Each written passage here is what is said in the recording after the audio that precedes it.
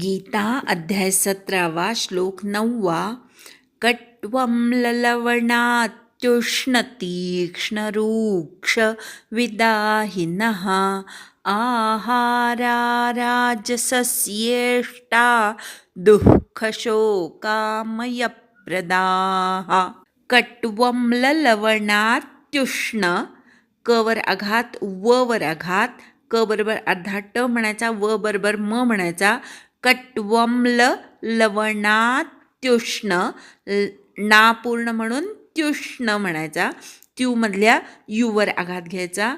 तीक्ष्ण रूक्ष विदाहिनः, ती दीर्घ, रू पण दीर्घ, क्षचा उच्चार छान होऊ दे. तीक्ष्ण रूक्ष विदाहिनः. आहारा राजसस्येष्टा, राजस, स वर आघात घ्यायचा आणि स ला जोडून पुढचा स म्हणायचा. राजसस्येष्टा, येचा पूर्ण उच्चार करायचा. दुःख शोकामय प्रदाह, दूच्या विसर्गाचा अर्धा विसर्ग उच्चार करायचा. दुःख शोकामय प्रदाह, मय मधल्या य वर आघात घ्यायचा. कट्वं ललवणात्युष्णतीक्ष्णरूक्षविदाहिनः. कट्वं ललवणात्युष्णतीक्ष्णरूक्षविदाहिनः.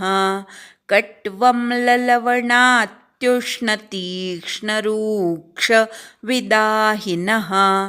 कट्वं ललवणात्युष्णतीक्ष्णरूक्षविदाहिनः. कट्वं ललवणात्युष्णतीक्ष्णरूक्षविदाहिनः. आहाराराजसस्येष्टा दुःखशोकामयप्रदाः. आहाराराजसस्येष्टा दुःखशोकामयप्रदाः. आहाराराजसस्येष्टा दुःखशोकामयप्रदाः. आहाराराजसस्येष्टा दुःखशोकामयप्रदाः. आहाराराजसस्येष्टा दुःखशोकामयप्रदाः. कट्वं ललवणात्युष्णतीक्ष्णरूक्षविदाहिनः. आहाराराजसस्येष्टा दुःखशोकामयप्रदाः. संधि विग्रह. कट्वं ललवणात्युष्णतीक्ष्णरूक्षविदाहिनः. आहाराः राजसस्य इष्टाः दुःखशोकामयप्रदाः. कट्वं ललवणात्युष्णतीक्ष्णरूक्षविदाहिनः. हा सगळा मिळून एकच शब्द आहे, सामासिक शब्द आहे. त्याच्यामध्ये इतरेतर द्वंद्व समास झालेला आहे. त्याच्यामध्ये शब्द आहेत कटुः च, अम्लः च, लवणः च, अत्युष्णः च, तीक्ष्णः च, रूक्षः च, विदाही च, एतेषां समाहारः. समाहार द्वंद्व समास. कटुः म्हणजे कडू, अम्लः म्हणजे आंबट, लवणः म्हणजे खारट, अत्युष्ण म्हणजे अतिशय गरम, तीक्ष्णः म्हणजे अत्यंत तिखट, रूक्षः म्हणजे कोरडं, विदाहिनः म्हणजे दाहकारक किंवा जळजळ करणारं. आहाराः म्हणजे आहार किंवा भोजन, राजसस्य म्हणजे राजसाला किंवा राजसी माणसाला, इष्टः म्हणजे प्रिय असतात, दुःखशोकामयप्रदाः म्हणजे दुःख, चिंता आणि रोग उत्पन्न करणारे असे. हा सामासिक शब्द आहे. दुःखं च, शोकः च, आमयः च, एतेषां समाहारः दुःखशोकामयम्. समाहार द्वंद्व दुःखशोकामयं प्रददाति इति दुःखशोकामयप्रदाः. उपपद तत्पुरुष समास होतो. अन्वय कट्वं ललवणात्युष्ण तीक्ष्णरूक्षविदाहिनः दुःखशोकामयप्रदाः आहाराः राजसस्य इष्टाः. कडू, आंबट, खारट, अतिशय गरम, तिखट, कोरडा, दाहकारक, दुःख आणि चिंता तसेच रोग उत्पन्न करणारे असे आहार म्हणजे भोजन पदार्थ राजस मनुष्याला प्रिय असतात. राजस आहार कसा असतो ते भगवंताने या श्लोकात सांगितलेलं आहे. राजस माणसाला सर्व चवी टोकाच्या आवडतात.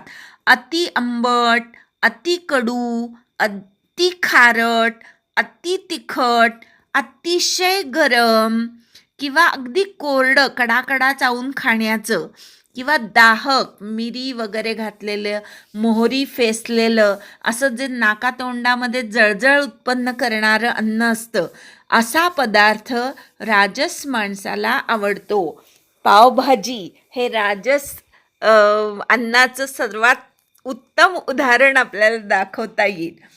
खूप लोणची खाणं, फार आंबट गोष्टी खाणं किंवा पापड खार घातलेल्या गोष्टी खाणं, खूप गरम चहा पितात. काही जण तर इतका गरम चहा पितात, जर त्या चहात आपण बोट बुडवलं तर बोट भाजेल इतकं गरम खायला आवडणं हे राजस व्यक्तीचं लक्षण आहे. नंतर तिखट, अत्यंत तिखट, तोंड भाजलं पाहिजे, पोटात गेल्यावर पोटात सुद्धा आग पडली पाहिजे इतकं तिखट काही जण खातात. काही जण कडा सगळ्या गोष्टी अशा चावून आवाज येईल इतकं कडकडून खातात किंवा फार कडक, मुद्दाम कडक गोष्टी करायच्या आणि त्या मग चावून खायच्या. असं कोरडं अन्न किंवा रसाळ भाजी वगैरे जेवताना बरोबर न घेता केवळ चटणीशी, लोणच्याशी जेवण करणं हे राजस आहाराचं लक्षण सांगितलेलं आहे. कुठलीही टोकाची चव आवडणे हे रजोगुणाचं लक्षण सांगितलं आहे. सात्विक अन्न हे सौम्य असतं, त्याच्यामध्ये कुठल्याही चवी टोकाच्या नसतात. पण जिथे सर्व चवी टोकाच्या असतात ते अन्न राजस व्यक्तीला आवडतं. सामान्यतः मनुष्य हा रजोगुणाने युक्त असतो. रजोगुण मनुष्यामध्ये जास्त असतो. त्यामुळे आपल्याला सुद्धा सामान्यतः लोक सगळी अशाच प्रकारचं अन्न खायला आवडणारी आपल्या अवतीभोवती दिसतील. पण गीतेने सांगितलेलं आहे की ह्या राजस आहाराचा परिणाम काय होतो तर दुःख आणि आमय म्हणजे व्याधी किंवा रोग निर्माण होणे.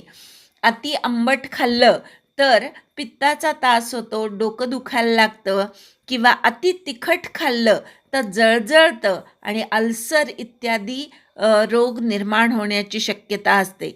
अति गरम खाल्ल्याने जीभ पोळली जाते आणि जिभेचा दाह होतो. मिरी किंवा मोहरी फेसून केलेली लोणची खाल्ल्यामुळे पुढे पोटामध्ये अल्सर होऊन तुम्हाला तिखट काही खाणं अशक्य होऊन बसतं. अशा प्रकारे हा जो राजस आहार आहे तो दुःख आणि शोक, कशाला खाल्लं मी असं नंतर वाटायची वेळ येते आपल्याला आणि त्यातून आरोग्य नष्ट होणं, व्याधी निर्माण होणं असा हा आहार असतो. आणि असा आहार राजस व्यक्तीला आवडतो. मुळात जो राजसी स्वभावाचा आहे त्या व्यक्तीला अशा प्रकारच्या अतिशय टोकाच्या चवी असलेल्या गोष्टी अत्यंत आवडतात. जन्मतः जर आपल्याला असा राजस आहार आवडत असेल तर त्या राजस आहाराची तीव्रता हळूहळू कमी करायची. अति कडू, अति तिखट, अति खारट, अति गरम, अति कोरडं किंवा जळजळणारं अन्न न खाता ते जरा कमी कडू करायचं, कमी आंबट करायचं, कमी खारट करायचं, जरा कमी गरम प्यायचं, कमी तिखट खायचं, कोरडं न करता थोडासा त्याच्याबरोबर ओला पदार्थ पण घ्यायचा आणि जळजळण्या इतकं तिखट न करता जरा कमी तिखट गोष्टी किंवा वाफाळलेल्या फेसाळलेल्या गोष्टी न खाता जरा कमी सात्विक अन्न खाण्याचा प्रयत्न करायचा. हळूहळू ही चव बदलता येते.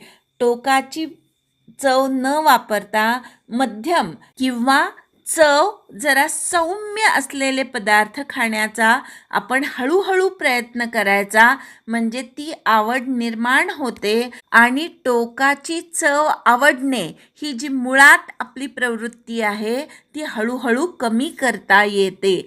सौम्य जेवण आवडायला लागणं, रसाळ जेवण असावं, त्यामध्ये सगळ्या चवी असाव्या पण त्या टोकाच्या नसाव्यात, सौम्य असाव्यात.